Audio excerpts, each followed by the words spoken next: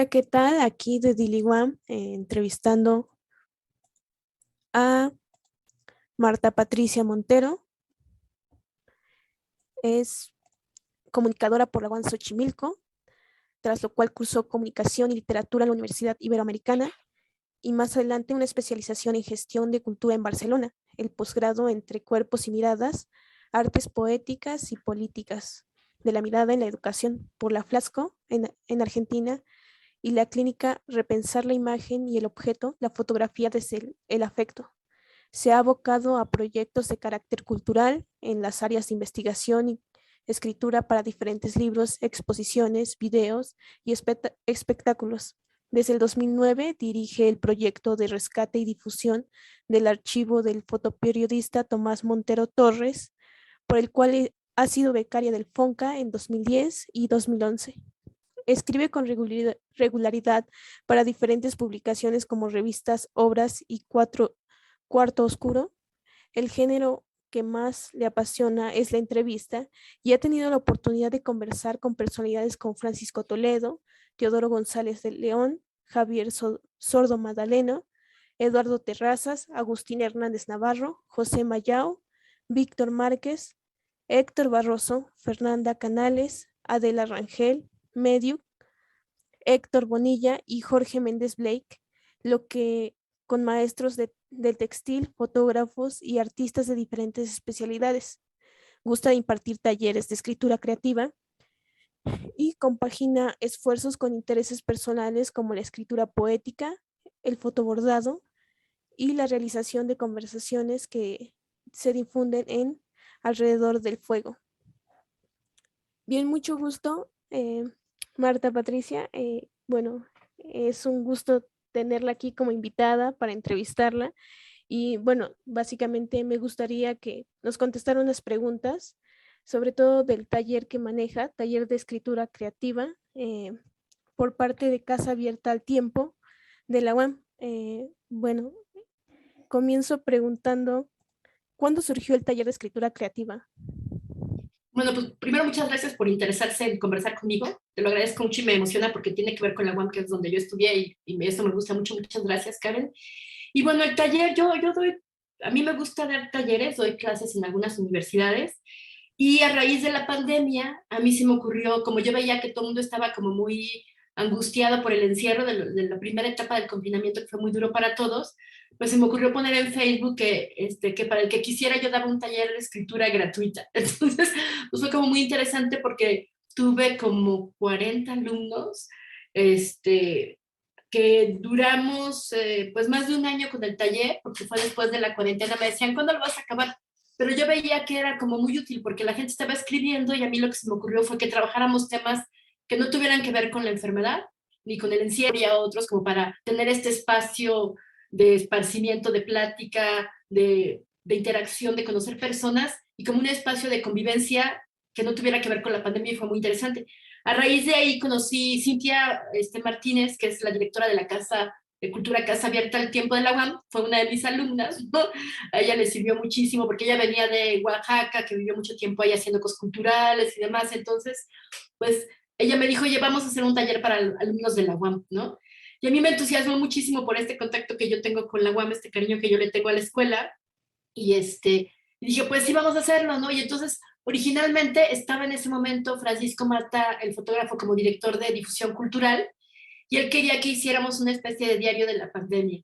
Y yo me rebelé, yo dije, no, no, como un diario de la pandemia, ya hay muchos diarios de la pandemia en los periódicos, se les piden pues a las personalidades de diferentes lugares, había cosas muy interesantes en ese sentido en España, en Argentina, en México también, y yo dije, todos estamos agobiados por la pandemia, escribir sobre la pandemia todavía me parecía como, dije, vamos a salirnos de la pandemia. Entonces, los talleres que me han invitado a dar tienen diferentes temáticas y el primero tenía que ver con, pues eso, hacer historias creativas desde otro lugar que no fuera la pandemia. Y fue muy, muy interesante desde el primer taller porque la ventaja que nos dio lo virtual fue que desde el primer taller se inscribieron alumnos de todos los planteles, de todas las carreras y desde reciente ingreso hasta algunos de posgrado. Entonces, bueno, pues eso fue muy interesante porque porque muchos también se sorprendían con lo de la escritura creativa, porque había unos que pensaban que era para escribir mejor, no sé, la tesis o cosas formales, y de repente vieron que era explorar esta creatividad y que lo que escuchaban de los otros compañeros de diseño industrial, de historia, de arquitectura, de letras, de políticas públicas, pues era interesante para nutrirse ellos y por la forma en que damos el taller, pues había mucho diálogo, ¿no? Entiendo, está perfecto y bueno, me llama la atención el hecho de cómo se dirige a cualquier público en general, ¿no? Porque inició con gente que quizás era cercana a usted, pero después cuando inició a dar talleres para la UAM, se acercó a un público más general y con muchas miradas, si se puede decir así. Entonces, ¿nos puede comentar cómo ha sido su acercamiento, cómo se ha acercado a gente de diseño o no sé, de ingenierías, porque supongo que debe de ser muy variado los temas, incluso. Bueno, claro, la ventaja ahí fue que la difusión fue a las páginas de difusión de la UAM, en el Instagram, en el Facebook, en las páginas de difusión, y pusieron mi correo y pues yo a todo el mundo le decía que sí, porque me decían, ¿cuál es el requisito? Y el requisito siempre ha sido que se comprometieran a participar en la mayoría de las sesiones, por lo menos, porque yo sé que a algunos a lo mejor de repente se les cruzaba algún trabajo, alguna reunión con un maestro, pero que de las 8 sesiones que dura cada taller, no 8 sesiones de 2 horas cada una, pues que se comprometieran, ¿no? Eso era el único requisito, porque la UAM pues realmente los dio de manera gratuita, fueron gratuitos para los alumnos. Y entonces pues fue muy interesante, ¿no? Y entonces me decían, ¿hay alguna carrera en especial? Yo decía, no, que tengan ganas de escribir. Y yo sí creo que cualquiera puede escribir, nada más hay que pues, tener el gusto por la escritura, no necesitas estudiar necesariamente letras. Que bueno, yo sé que hay mucho interés de los que estudian letras por escribir, pero pues a la escritura se llega desde diferentes perspectivas, aunque no tengas el conocimiento de los autores, de los géneros, de todo lo que la carrera de letras te da, ¿no? Y entonces fue muy interesante porque cuando se iban presentando, pues descubrían que había todas esas carreras y esa variedad y luego, pues muchos hicieron amistad y también descubrieron que si no hubiera sido por el taller virtual, pues no se hubieran encontrado. Yo también decía, bueno, si en una época normal me hubieran invitado a dar talleres, pues probablemente lo hubiera dado en la Casa de Cultura que está en Tacubaya o me hubieran invitado a darlo en algún plantel en específico. Y bueno, por las distancias y los horarios, pues hubiera sido únicamente para esos alumnos, ¿no? En cambio aquí, pues la ventaja de lo virtual, que yo creo que la aprovechamos muy bien, pues fue que podían inscribirse de todos los planteles y no importaba dónde estuvieran, porque muchos, como tú bien dijiste hace rato, hay muchos alumnos esporáneos de la UAM y que vienen aquí para pues, la ventaja de ahorrarse el transporte y demás. Y ahora, pues muchos se regresaron a sus casas justo por la pandemia. A los papás les salía también más económico que estuvieran en sus casas, que estarles pagando algo para estar conectados en la computadora. Y entonces, la ventaja con el taller también fue que, pues era un link, ¿no? Con que tuvieras internet, pues te conectabas en el link y ahí estabas en el taller. Y escogimos temas interesantes, ¿no? Una era la escritura creativa para poder hablar de una nueva era, ¿no? La nueva era tras el COVID, ¿no? Cómo pensar lo que venía. Entonces, en lugar de estar pensando en el confinamiento, en el encierro, en la enfermedad, decíamos, bueno, ¿cómo puede ser el mundo después de que termine la pandemia, ¿no? Entonces ahí fue muy interesante porque había unos que escribían como muy a futuro, como de ciencia ficción, otros que pensaban en los reencuentros de los familiares, los amigos, volver a dar abrazos, no sabíamos cuánto más iba a tardar, no había vacunas en ese momento, ¿no? Otro que hicimos, bueno, fue la escritura para que nos da un nuevo lenguaje, ¿no? También entonces en otro taller exploramos ese nuevo lenguaje, hicimos inclusive un glosario muy interesante, porque yo decía, bueno, así como hay palabras que hemos dejado de pronunciar porque tenían que ver con la época de la colonia y con ese español tan rimbombante que ya no utilizamos, pues ahora la pandemia nos trajo otro lenguaje, y no únicamente por el COVID, sino que, bueno, lo que está ahorita como muy en boga tiene que ver con este reinicio de los viajes espaciales desde otra perspectiva, una con la exploración en Marte, ¿no? Que nos ha traído a todos ahí en el seguimiento, porque la maquinita esta transmite desde allá casi en tiempo real, ¿no? Otra con esta perspectiva de la iniciativa privada y su interés por el viaje espacial. Luego otro, pues el feminismo, ¿no? El feminismo que ha estado ahora con mucha fuerza y sobre todo con las generaciones como la tuya, Karen, y eso ha obligado a pensar también en esto de las nuevas masculinidades y en palabras como consentimiento, en palabras, luego toda la tecnología que también tiene cosas interesantes, pero también pues el ciberacoso, los memes, o las videollamadas y las videoparties y todo esto que ha surgido. Y por supuesto, todas estas palabras de las que nos apropiamos de manera muy rápida, pero que ahora no eran nuestras y de repente ya todo el mundo habla de infodemia, temperatura, nivel de oxigenación, el COVID, las pruebas, y que de repente ya se vuelven un lenguaje cotidiano y también escribimos con esas palabras, ¿no? Fue interesante también. Suena bastante interesante, me llama la atención que hayan adoptado las nuevas formas del habla, quizás, si podemos decirle así, al hecho de normalizar quizás, eh, no sé, cosas respecto a la pandemia y el hecho de que el taller haya sido una vía también para librarse un poco de las ataduras de esta pandemia. Y bueno, quería preguntarle, también trabaja en la lectura, tengo entendido, porque por mi experiencia nos tocó leer Ciudades Invisibles, creo.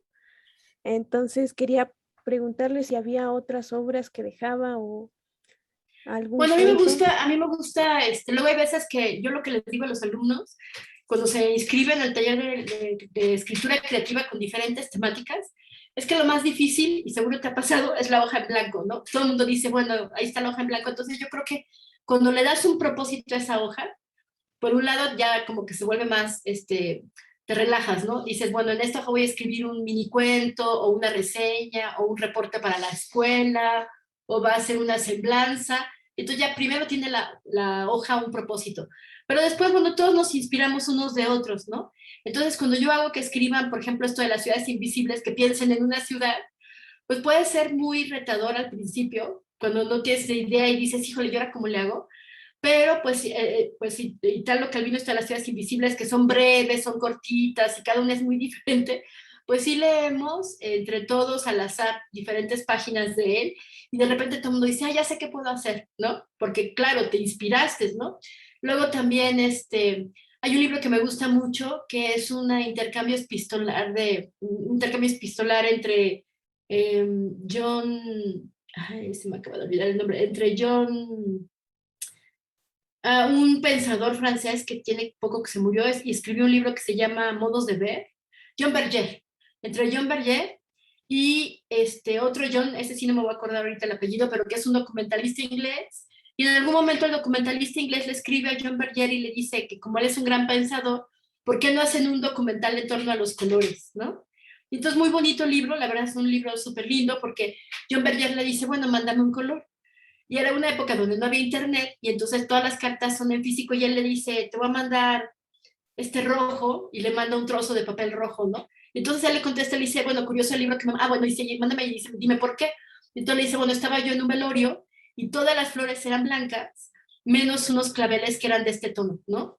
Y entonces él dice, ah, bueno, me mandaste es un rojo que es como hasta inocente, ¿no? Y porque es un rojo, pues como muy claro, ¿no? No, como brillante, y lo empieza a describir y dice, en cambio yo pensé cuando vi que me habías mandado un rojo, el rojo que yo pensé era el de Caravaggio, que es más oscuro y que tiene que ver con la pasión y no tiene nada de inocencia, ¿no? Y entonces es un libro muy bonito porque empiezan a intercambiarse ellos colores y entonces hablan del verde y del café y del vermellón y del azul.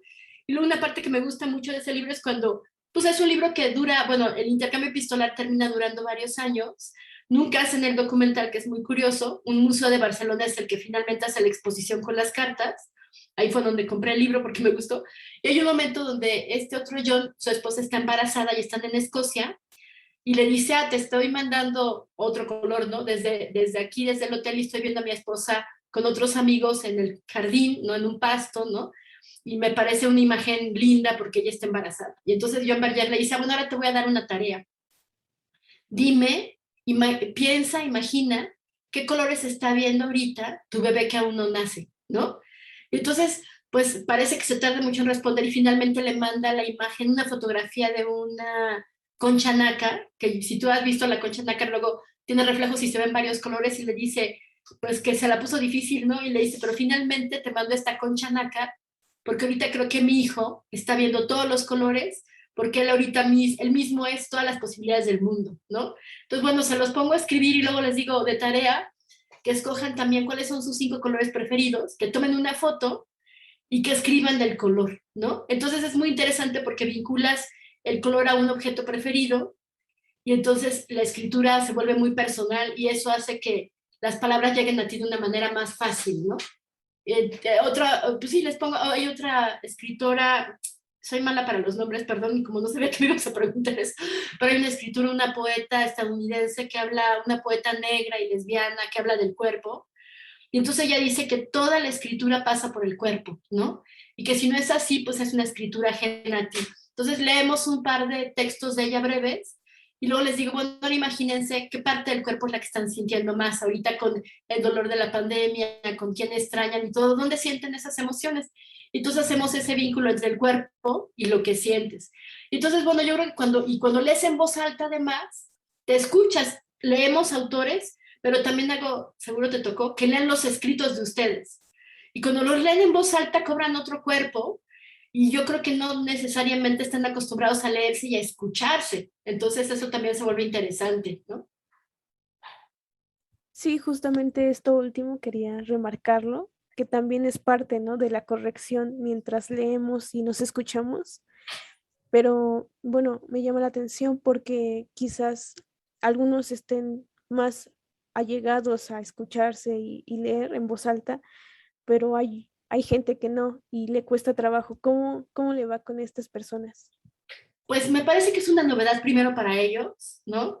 Pero que terminan viendo que cuando lees en voz alta, y aparte yo me doy cuenta, porque generalmente les pido que me manden a mí los trabajos antes o que los compartan en pantalla, y cuando van leyendo, se corrigen al aire, digo yo, porque se van dando cuenta que hay cosas que no corrigieron.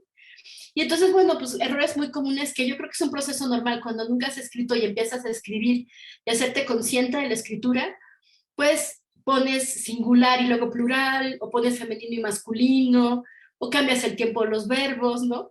Y como no lo lees, digo, lo terminas y lo entregas, generalmente, o hasta que alguien más lo lee, dices, ah, sí, cierto, pero cuando tú lo lees en voz alta, te das cuenta de los errores, y cuando lo vas leyendo en voz alta, lo vas corrigiendo, aunque en el papel no haces la corrección, entonces por eso digo que son correcciones como al aire, pero que te tienes que regresar al papel para corregir, ¿no? O sea, cuando te vuelves consciente de la escritura, todos pensamos, ¿no? Cuando estamos en la escuela, empezando en la primaria y empezamos a escribir, todo el mundo nos lo celebra, las frases clásicas de mi mamá me mima y el árbol tiene manzanas rojas, y decimos, ya sabemos escribir, ¿no? Y nos quedamos con esa idea y empezamos a aprender matemáticas y biología y física y cosas más complejas, pero nos vamos con la idea de que ya sabemos escribir. Pero no es cierto, o sea, tenemos una serie de herramientas que usamos, pero por lo general cuando empezamos a escribir, escribimos como hablamos y nos los vamos a contando a nosotros y hacemos unas introducciones larguísimas o inclusive llegamos a hacer frases que son del tamaño de un párrafo, pero no puntualizamos ni dividimos. Entonces es donde tenemos el problema, porque escribimos y decimos, bueno, es que el muchacho iba y vino y fue, pero llegó alguien y se lo encontró y no hacemos frases, ¿no? De repente a mí me han dado hasta páginas donde media cuartilla es una sola frase, ¿no? Entonces yo digo, bueno, ahí es donde perdemos el control de la escritura, porque si sabemos que el corazón de la escritura es el sujeto y la acción, entonces vamos diciendo, bueno, aquí hay una acción, aquí hay otra, este es un complemento de esta acción, entonces es como punto y coma, pero aquí debe de haber un punto y seguido, no podemos continuar sin la puntuación. Entonces es muy interesante cómo nos vamos dando cuenta de cómo funciona la escritura y cómo tenemos que ordenarla. Y en ese sentido, bueno, pues se vuelve muy interesante porque todos vamos descubriendo la escritura, el poder de la palabra y el asombro, ¿no? Y entonces, bueno, yo creo que todos terminan escribiendo mejor y escribiendo de manera más clara sus ideas y sus historias, y yo creo que hasta ahorita creo que todos gozan los talleres, ¿no? Me llama bastante la atención lo que dice conciencia de la escritura, ¿no? Y cómo se refiere a estos errores que poco a poco se nos van automatizando y ni siquiera nos damos cuenta. Bueno, pero ya para terminar y no quitarle más su tiempo, quería preguntarle, bueno, quería que nos confirmara que estos tipos de talleres están abiertos para todo el público y que la UAM se puede acercar a estos talleres, además de disfrutarlos. Bueno, pues eh, Los talleres los convoca la Casa Abierta al Tiempo, ¿no? Ahorita no hay ninguno planeado, yo espero que me vuelvan a invitar a dar talleres, espero que sí, si no yo creo que los mismos alumnos los pueden pedir a la Casa del Tiempo. Ahorita lo que vamos a tener es este sábado un evento pues celebratorio, me parece un evento muy lindo porque la Casa Abierta al Tiempo que está aquí en Tacubaya vuelve a abrir sus puertas, vuelve a tener actividades presenciales y nos invitaron a todos los alumnos de los talleres, yo les escribí a todos y la respuesta ha sido muy linda porque muchos van a participar leyendo cosas ex profeso y el evento es muy bonito porque se llama Palabras al Viento, cómo recuperar, cómo recordar a los que ya no están y celebrar que regresamos. Entonces, pues lo que yo pienso es dar un taller muy breve de 1 hora el sábado en la Casa del Tiempo, están invitados todos los que deseen, eh, para ver de qué manera podemos hacer una serie de frases. O sea, la idea es que cada persona que llegue haga frases y que las unamos en una especie de gran cadáver exquisito para recordar a los que ya no están y cómo si están participando en el mismo taller y hay una dinámica, pues las frases van a tener una manera de conectarse unas con otras, ¿no? Y además va a haber un tiempo de lectura de los alumnos que han estado en los talleres, pues están preparando textos cortos para poderlos leer, porque son bastantes los que quieren participar, como 20 creo. Entonces nos andan 1 hora o poco menos y va a ser muy interesante porque yo creo que todos tienen acercamientos muy lindos a la escritura, desde su experiencia, desde sus carreras, desde lo que quieren recordar. Y aparte mi experiencia ha sido que todos los que han estado en los talleres han extrañado los planteles, ¿no? Han extrañado a los amigos, han extrañado a sus diferentes planteles a Iztapalapa, Coajimalpa, Xochimilco, Azcapotzalco. Entonces, esta es como una pequeña probadita del retorno, ¿no? Porque como tú bien me dijiste, ahorita no regresan todos, es como poco a poquito para ver cómo nos va en esta convivencia con este virus que muta y es inteligente porque cada vez se vuelve distinto. Entonces yo creo que va a ser un evento lindo y convoca a Cintia Martínez, que es la directora de la Casa El Tiempo. Y yo espero que poco a poco igual también me inviten a dar otros talleres, ojalá que sí, ¿no? Y pues son abiertos nada más para la comunidad de la UAM, ¿no? Vale, perfecto. Entonces la invitación queda. Ojalá que la gente se anime a ir y que se anime a entrar justamente a este tipo de talleres porque hacen consciente lo inconsciente, ¿no? Entonces, le agradezco muchísimo la entrevista. eh, no hay nada más que decir. De parte de Linguam, también muchas gracias. Eh, es un maravilloso trabajo el que realiza junto con los chicos que se animan a entrar. Pues muchas gracias, Karen, y pues esperemos seguir fomentando la escritura creativa que nos da tantos espacios lindos de convivencia y de intercambio de ideas. Muchísimas gracias. No hay de qué, al contrario. Muchas gracias.